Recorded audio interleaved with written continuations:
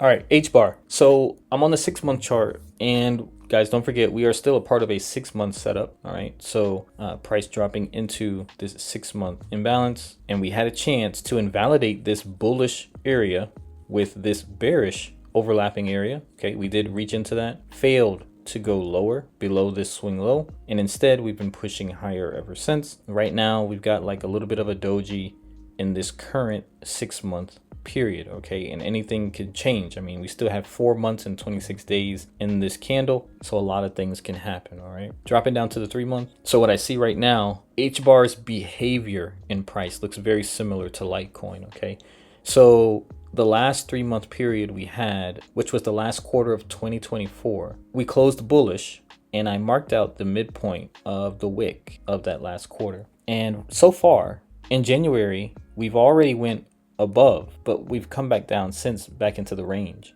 of this wick. So I'm asking myself, okay, what might price want to work off of in order to get us to that all-time high and then into true price discovery? And right now I don't really have that answer, because I was hoping that we could close on the monthly chart above 33 cents in January, but that didn't happen. Okay, so like, if you've watched my video on Litecoin got a really good close above the previous month's wick. Okay, but HBAR didn't. Okay, so HBAR in December had this wick here, and looking at January, we definitely got above. I mean, we even took out previous candles high, but we closed back below the midpoint. Now that's not a bad thing. It's just something I try to look for to gauge strength. What I see right now is that price has went inside of this monthly imbalance, and we're still reacting off of it. Okay, this is related to the information of the tariffs. It's still too early to tell.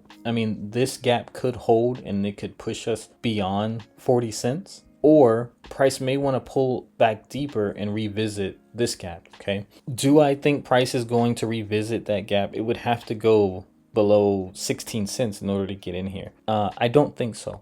Okay, it can happen, right? We've been having really weird things that just come out in the news and affect the market, but from a natural standpoint, I don't think we need to come back into this area, this large area. I think that this gap is more than enough to send us higher. It's just a matter of what's going to happen with Bitcoin. Now, personally, I think Bitcoin can still revisit 89,000 at the close of March. But if that gap that's forming over there on Bitcoin stays open, then we're most likely not going to see 16 cents for HBAR. Now, taking a look at the 3 month, this could be a 3 month imbalance. Okay. And to get into this 3 month imbalance, we would then have to go below 16 cents. Here's the thing. Imbalances don't always get tested. They can stay open. So we could form a gap just like this and then just keep going higher. That would be a breakaway gap. It can happen. But as of right now, my main focus, like most things in the market that I'm looking at right now, is the monthly chart. How we are reacting off of the previous imbalance on a lot of these coins is going to be very important on what happens going forward, right? Because I'm not using leverage, I'm only holding spot. The lower time frames are really irrelevant to me. Looking at the weekly, I mean, this is a nightmare. If you if you're not really adept on what you're looking at, you wouldn't know what gap is going to be filled and which one is going to hold. So to me, I think that is the pullback, right? Like if I go back up to the monthly, you can see how we had this swing high overlap.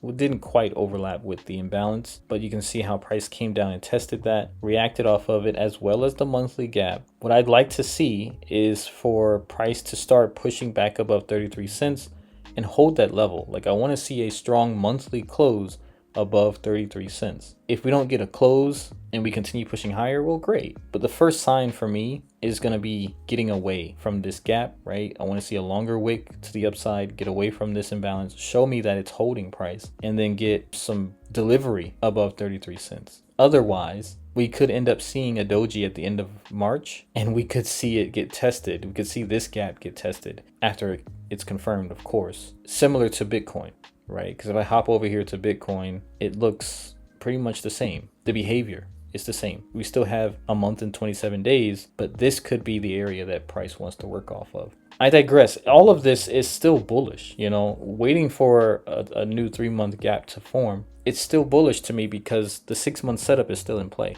This is a buying opportunity. Again, I'm not saying that HBAR is going to go to 16 cents, but my God, if it did, I'd probably try to sell a kidney to buy more. But if it didn't, right, let's say this gap stayed open, these current prices are still a far cry from what I think HBAR is likely going to do this bull run. And $1 is a magnet, guys. $1 is truly a magnet. Once above this 6-month external liquidity, which is the previous all-time high, it's price discovery, okay? It's price discovery, all right? So we'll see what happens. But that's my analysis for HBAR. Not too much going on, right? Like, you know, it seems like a long time has passed since my last video, but not too much is going on. It's just price pulling back. We got tariff information here, but yeah, it still looks very bullish and nothing has changed as far as my outlook for HBAR. Hope you enjoyed this, and I'll see you in the next video.